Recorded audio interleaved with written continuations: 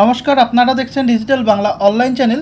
এই মুহূর্তে যে খবরের দিকে নজর রাখবো, ডিএ দেওয়া সম্ভব, রাজ্য চাইলে ডিএ দিতে পারে, দাবি কনফেডারেশনের। বিস্তারিত জানুন। পশ্চিমবঙ্গ রাজ্য সরকারি কর্মীদের মর্গ ভাতা নিয়ে দীর্ঘদিনের আইনি লড়াই চলছে। এই পরিস্থিতিতে কনফেডারেশন অফ স্টেট গভর্নমেন্ট এমপ্লয়িজের পশ্চিমবঙ্গের সাধারণ সম্পাদক শ্রী মলয় মুখোপাধ্যায় একটি সাক্ষাৎকারে জোর দিয়ে বলেছেন যে রাজ্য সরকারের পক্ষে কর্মীদের বকেয়া ডিএ প্রদান করা সম্পূর্ণভাবে সম্ভব। তার মতে মূল সমস্যা সদিচ্ছার আর্থিক অক্ষমতার নয়। শ্রী মলয় মুখোপাধ্যায় উল্লেখ করেন যে কর্মীরা গত 6 বছরে প্রায় 15,000 কোটি টাকা ডিএ বরাদ্দ পাননি। যদিও রাজ্য সরকার আর্থিক সংকটের কথা বলছে, সুপ্রিম কোর্ট সম্প্রতি রাজ্যকে 6 সপ্তাহের মধ্যে বকেয়া ডিএর 25% মিটিয়ে দেওয়ার অন্তর্বর্তীকালীন নির্দেশ দিয়েছে।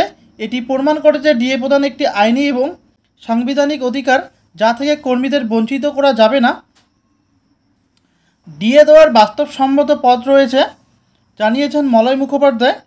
রাজ্য সরকারের আর্থিক অক্ষমতার যুক্তির জবাবে শ্রী মলয় মুখোপাধ্যায় এবং তার সংগঠন জোরালোভাবে পাল্টা যুক্তি দিয়েছেন যে ডিএ দেওয়া সম্ভব।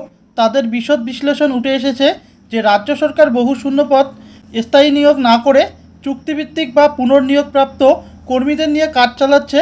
এর ফলে শুধুমাত্র বেতন ও পেনশন বাবদ বিপুল অর্থ সাশ্রয় হয়েছে।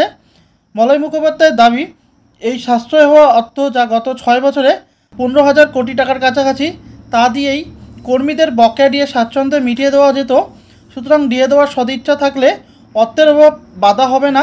তিনি আরও বলেন যে সরকার বিভিন্ন উৎসব ও অনুষ্ঠান, মেলা, খেলা, কার্নিভালের জন্য অর্থ বরাদ্দ করতে পারলেও কর্মীদের ডিএ দিতে পারছে না।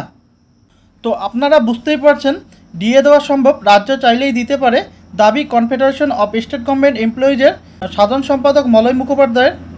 তো আজকের ভিডিওটি এই পর্যন্ত। পরবর্তী কী আপডেট আসছে অবশ্যই আপনাদের জানাবো। ধন্যবাদ।